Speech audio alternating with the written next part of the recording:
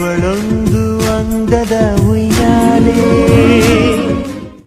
Hi ಎಲ್ರಿಗೂ ನಮಸ್ತೆ. ಎಲ್ಲರೂ ಹೇಗಿದ್ದೀರಾ? ಎಲ್ಲರೂ ಚೆನ್ನಾಗಿದ್ದೀರಾ ಅಂತ ಭಾವಿಸ್ತಾ ನಾನು ಚೆನ್ನಾಗಿದ್ದೀನಿ ಅಂತ ಹೇಳ್ತಾ, ಇವತ್ತು ನಾನು ವರಮಹಾಲಕ್ಷ್ಮಿಗೆ ಬ್ಲೌಸ್ ಪೀಸಲ್ಲಿ ಹೇಗೆ ಅಲಂಕಾರನ ಮಾಡ್ಕೊಳ್ಳೋದು ಅಂತ ನಾನು ನಿಮಗೆ ತೋರಿಸ್ತೀನಿ. ಇದು ಬ್ಲೌಸ್ ಪೀಸು 1.25 ಮೀಟ್ರ್ ಇದೆ. ಅದರಲ್ಲಿ ಹೇಗೆ ಅಲಂಕಾರನ ಮಾಡ್ಕೊಳ್ಳೋದು ಅಂತ ತೋರಿಸ್ತೀನಿ.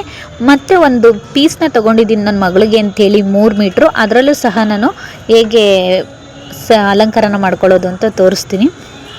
ಫಸ್ಟು ಇಲ್ಲಿ ನೋಡಿ, ಇದನ್ನು ನಾನು ಬ್ಲೌಸ್ ಪೀಸು 1.25 ಮೀಟ್ರ್ ಇದೆ. ನನ್ನ ಮಗಳಿಗೆ, ನಮಗೆ ಆಲ್ಮೋಸ್ಟ್ 1 ಮೀಟ್ರ್ ಆದರೆ ಸಾಕು. 1 ಮೀಟ್ರಲ್ಲಿ ಆರಾಮಾಗಿ ಕಳಶ ಕುಡಿಸ್ಬೋದು. ಚಿಕ್ಕ ಕಳಶ ಆದರೆ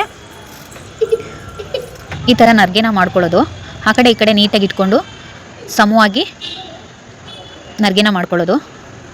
ನೋಡಿ, ಈ ಥರ ನೀಟಾಗಿ ನರ್ಗೆನ ಮಾಡಿಕೊಂಡು ಒಂದು ಬಟ್ಟೆ ಕ್ಲಿಪ್ನ ನಾನು ಹಾಕೋತೀನಿ ಇದಕ್ಕೆ ಮಧ್ಯಕ್ಕೆ ಸಮ ಮಾಡಿ. ಎರಡು ಕಡೆ, ಆ ಕಡೆ ಈ ಕಡೆ ಎರಡು ಕಡೆನೂ ಸಮ ಮಾಡಿ ಒಂದು ಬಟ್ಟೆ ಕ್ಲಿಪ್ಪು ಇಲ್ಲಾಂದರೆ ಪಿನ್ನು ಯಾವುದಾದ್ರೂ ಸರಿ ಹಾಕೊತೀನಿ. ಈಗ ನಾನು ಕಳಶಕ್ಕೆ ಅಂದರೆ ದೇವ್ರ ಮುಂದೆ ಇಡ್ತೀನಿ ಅಂತಂದರೆ ಚಿಕ್ಕ ಕಳಶ ಮಾಡಿ ಇಡ್ತೀನಿ ಅಂತ ಹೇಳಿದ್ರೆ ಈ ಪೀಸು ಸ್ವಲ್ಪ ದೊಡ್ಡದೇ ಆಗುತ್ತೆ. ಮಾಮೂಲಿ ಬ್ಲೌಸ್ ಪೀಸ್ ಆದರೆ ಕರೆಕ್ಟಾಗಿ ಆಗುತ್ತೆ. ಇದು ಸ್ವಲ್ಪ ಉದ್ದ ಇದೆ ಬ್ಲೌಸು, ಅದಕ್ಕೋಸ್ಕರ ನಾನು ಹಿಂದೆ ಕ್ಲಿಪ್ಪ ಹಾಕೊತಾ ಇದ್ದೀನಿ.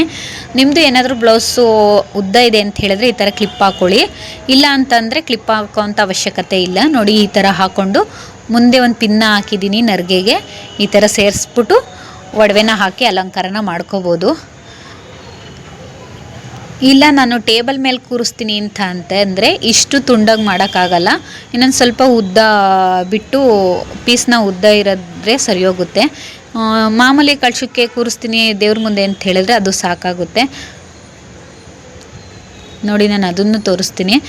ಅಕಸ್ಮಾತ್ ಟೇಬಲ್ ಮೇಲೆ ಕೂರಿಸ್ತೀನಿ ಅಂತ ಹೇಳಿದ್ರೆ ಆ ಕ್ಲಿಪ್ ಅವಶ್ಯಕತೆ ಇರಲ್ಲ. ನೋಡಿ, ಅದನ್ನು ತೆಗೆದುಬಿಟ್ಟು ಹಿಂದೆ ಒಂದು ಪಿನ್ನ ಹಾಕ್ಕೊಂಡು ಸ್ವಲ್ಪ ಉದ್ದ ಬಿಡಬೇಕು ಮುಂದೆ. ಈ ಥರ ಉದ್ದನ ಬಿಟ್ಟರೆ ಟೇಬಲ್ ಮೇಲೂ ಸಹ ನೀಟಾಗಿ ಕಾಣಿಸುತ್ತೆ. ನೋಡಿ, ಈ ಥರ. ಈಗ ಇನ್ನೊಂದು ಪಿನ್ನನ್ನು ಹಾಕ್ಕೊಳ್ಳೋದು, ಸುಮ್ಮನೆ ಈ ಥರ ಸೇರಿಸೋದು ಅಷ್ಟೇ. ಇಷ್ಟೇ ಸಿಂಪಲ್ಲಾಗಿ ಮನೇಲಿ ನಾನು ಈ ಥರ ಮಾಡ್ಕೊತೀನಿ.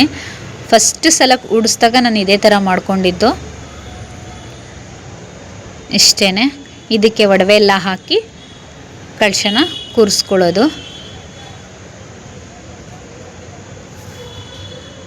ಮೇಲ್ಗಡೆ ಮುಖೋಡ ಹಾಕೋಕ್ಕಿಂತ ಮುಂಚೆನೇ ಒಡವೆ ಎಲ್ಲ ಹಾಕೋಬಿಡಿ. ಆಮೇಲೆ ಹಾಕ್ತೀನಿ ಅಂದರೆ ಅದು ಆ ಕಡೆ ಈ ಕಡೆ ಜರುಗ್ಬಿಡುತ್ತೆ.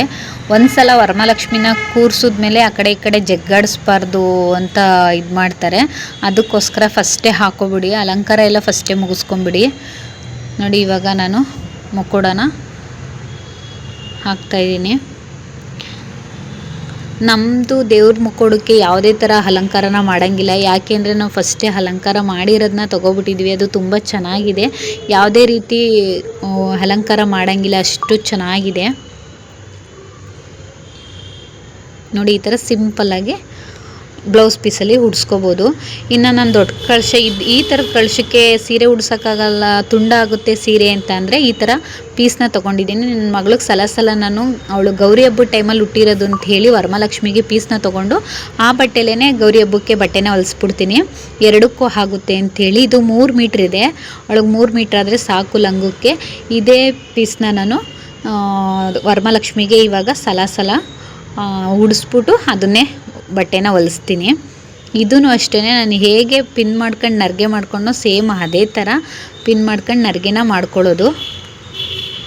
ಸಲ ನಾನೇ ತೊಗೊತಿದ್ದೆ. ಆದರೆ ಈ ಸಲ ಹಬ್ಬ ಮಾಡಲ್ಲ ಅಂತ ಹೇಳಿ ನಮ್ಮ ಅಕ್ಕ ಕೊಡಿಸಿದ್ರು. ಬಟ್ಟೆ ತೊಗೋ ಮಕ್ಕಳಿಗೆ ಗೌರಿ ಹಬ್ಬಕ್ಕೆ ಹೊಲಿಸಿವಂತೆ, ಯಾವಾಗಲೂ ನೀನು ಹೊಲಿಸ್ತೀಯಲ್ಲ ತೊಗೋ ಅಂತ ಹೇಳಿ ಅವರೇ ಪೀಸ್ನ ತೊಗೊಂಡ್ರು. ವರಮಹಾಲಕ್ಷ್ಮಿ ಹಬ್ಬಕ್ಕೆ ನಾನು ಸೀರೆನ ತೊಗೊಂಡ್ರು ಸೀರೆನೇ ಉಡ್ಸಲ್ಲ. ಯಾಕೆ ಅಂತ ಹೇಳಿದ್ರೆ ಮಡ್ಲಕ್ಕಿ ತುಂಬಿಟ್ಟು ತಟ್ಟೆಗೆ ಇಟ್ಬಿಡ್ತೀನಿ ಅಷ್ಟೇ. ಮಡ್ಲಕ್ಕಿ ಹೆಂಗಿದ್ರು ದೇವ್ರಿಗೆ ತುಂಬಲೇಬೇಕಲ್ವ, ಅದಕ್ಕೋಸ್ಕರ ಮಡ್ಲಕ್ಕಿಗೂ ಒಂದು ಸೀರೆ ತೊಗೊಬರ್ಬೇಕು ಅಂಥೇಳಿ ನಾನು ತಟ್ಟೆಗೆ ಇಟ್ಬಿಡ್ತೀನಿ. ನಾವು ಪುರೋಹಿತರ ಕೈಲಿ ಪೂಜೆ ಮಾಡಿಸೋದ್ರಿಂದ ಅವರು ಮಡ್ಲಕ್ಕಿ ಪೂಜೆ ಸಾಮಾನೆಲ್ಲನೂ ತಟ್ಟೆಗೆ ತುಂಬಿಸ್ತಾರೆ. ಹಾಗಾಗಿ ನಾನು ತಟ್ಟೆಗೆ ಸೀರೆನ ತುಂಬಿಡ್ತೀನಿ. ಮಡ್ಲಕ್ಕಿ ಸಾಮಾನು ಏನೇನಿದೆ ಎಲ್ಲನೂ ಇಟ್ಟು ಸೀರೆ, ಬ್ಲೌಸ್ ಪೀಸು, ಬಳೆ ಇವೆಲ್ಲನೂ ಮಡ್ಲಕ್ಕಿ ಸಾಮಾನು, ಬೆಲ್ಲ, ಕೊಬ್ಬರಿ ಆಗಿರ್ಬೋದು ಪ್ರತಿಯೊಂದು ಸಹ ತಟ್ಟೆಗೆ ಇಟ್ಬಿಡ್ತೀನಿ. ಅದಕ್ಕೋಸ್ಕರ ನಾನೇನು ಸೀರೆನ ಉಡ್ಸೋಕ್ಕೆ ಹೋಗಲ್ಲ. ಇಲ್ಲಾಂದರೆ 2 ಸೀರೆ ತೊಗೋಬೇಕಾಗುತ್ತೆ ಅಂಥೇಳಿ ನಾನು ಸೀರೆನ ತಟ್ಟೆಗೆ ಇಟ್ಬಿಡ್ತೀನಿ. ನೋಡಿ, ಇದು ಸ್ವಲ್ಪ ಸೀರೆ ನರಿಗೆ ಜಾಸ್ತಿ ಬರೋದ್ರಿಂದ ಸ್ವಲ್ಪ ದೊಡ್ಡ ಪಿನ್ ಹಾಕ್ಕೊಂಡು ನಾವು ಕಳಶಕ್ಕೆ ನೀಟಾಗಿ ಪಿನ್ನ ಹಾಕಬೇಕಾಗುತ್ತೆ. ಇಲ್ಲ ಅಂತಂದರೆ ಅದು ಬಿಚ್ಚೋಗ್ಬಿಡುತ್ತೆ ನೀಟಾಗಿ ದೊಡ್ಡ ಪಿನ್ ಹಾಕಲಿಲ್ಲ ಅಂತ ಹೇಳಿದ್ರೆ.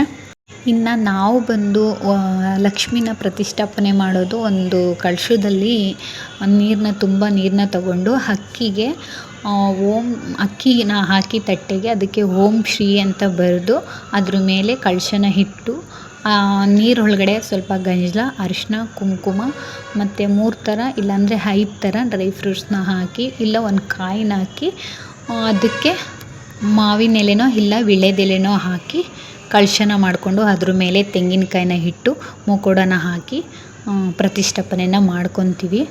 ಹೀಗೆ ನಾವು ಯಾವಾಗಲೂ ಈ ಥರ ಸಿಂಪಲ್ಲಾಗಿ ರೆಡಿನ ಮಾಡ್ಕೊತೀನಿ. ನಾವು ನಮ್ಮ ಮನೇಲಿ ಯಾವ ಥರ ರೆಡಿನ ಮಾಡ್ಕೊಂಡಿದ್ದೀವಿ ಆ ಥರ ತೋರಿಸ್ತಿದ್ದೀನಿ. ನಿಮಗಿದು ಉಪಯೋಗ ಆಗುತ್ತೆ ಅನಿಸುತ್ತೆ. ಯಾಕೆಂದರೆ ಬೇಗ ಆಗಿಬಿಡುತ್ತೆ. ಸೀರೆನ ರೆಡಿ ಮಾಡ್ಕೊಳ್ಳೋದು, ಪಿನ್ ಮಾಡ್ಕೊಳ್ಳೋದು, ಉಡ್ಸೋಕ್ಕೆ ಬರಲ್ಲ ಅಂದವ್ರಿಗಂತೂ ತುಂಬ ಅಂದರೆ ತುಂಬ ಈಸಿ ಅಂತಲೇ ಹೇಳ್ಬೋದು. ಯಾರಿಗೆಲ್ಲ ವರಮಹಾಲಕ್ಷ್ಮಿಗೆ ಪೂಜೆನ ಆರಾಮಾಗಿ ಈ ಥರ ಮಾಡಿಕೊಂಡು ವರಮಹಾಲಕ್ಷ್ಮಿ ಅಲಂಕಾರನ ಮಾಡ್ಕೋಬಹುದು. ಹೋದ ಸಲ ನಂದು ವರಮಹಾಲಕ್ಷ್ಮಿ ವಿಡಿಯೋ ನೋಡಿದರೆ ಗೊತ್ತಾಗುತ್ತೆ. ನಾನು ಯಾವ ಸಲನೂ ಸೀರೆನ ಉಡಿಸಿಲ್ಲ. ಬೇಕಾದರೆ ಆ ಪಿಕ್ಚರ್ನ ನಾನು ಮೇಲ್ಗಡೆ ಹಾಕಿರ್ತೀನಿ, ಇಮೇಜಸ್ನ. ನಾನು ಹೋದ ಸಲದ್ದು ಆಚೆ ಸಲದ್ದು ಎರಡನ್ನೂ ಹಾಕ್ತೀನಿ. ನಾನು ಯಾವ ಸಲನೂ ಸೀರೆ ಉಡಿಸಿ ಅಲಂಕಾರ ಮಾಡಿಕೊಂಡೇ ಇಲ್ಲ. ಈ ಥರ ಸಿಂಪಲ್ಲಾಗಿ ಅಲಂಕಾರನ ಮಾಡ್ತೀನಿ. ಆದರೂ ತುಂಬ ಅಂದರೆ ತುಂಬ ಚೆನ್ನಾಗಿ ಕಾಣಿಸುತ್ತೆ. ನೋಡಿ ಫೋಟೋ ಹಾಕ್ತೀನಿ ಇವಾಗ.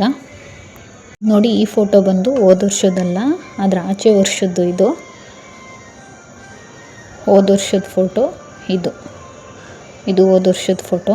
ಇದು ಸಹ ಪೀಸೇನೆ. ಇದು ನನ್ನ ಮಗಳು ಹೊಲಿಸಿದ್ದು. ಇದು ಹೋದ ಸಲದ್ದು. ಇದು ಸಹ ಪೀಸ್. ನಾನು ಯಾವುದಕ್ಕೂ ಸೀರೆ ಉಡಿಸಿಲ್ಲ.